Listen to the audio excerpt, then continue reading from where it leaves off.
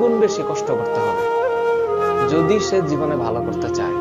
কারণ তুমি তো আমাকে বলতে পারো, স্যার লেখাপড়া না করে তো মানুষ জীবনে অনেক ভালো কিছু করছে করছে স্যার, অনেক স্টুডেন্ট তো জীবনে স্কুলেই যায় না, তাও তো স্যার অনেক ভালো কিছু করছে। এখন প্রশ্ন হচ্ছে অন্য জায়গায়, তর্ক করলে অনেক করা যাবে। এখন তাহলে আমি তোমাকে প্রশ্ন করবো, তাহলে ভালোর মানে কি? আর প্রথম প্রশ্ন, ভালো করছে, এই ভালো মানে কি? আমারে তোমরা তো জানো না যে এভরিডে আমি অন্তত অন্তত পক্ষে 150 ফোন রিসিভ করি, এট লিস্ট, মানে মিনিমাম 150টা ফোন, এভারেজ উপরে নিচের কথা বললাম।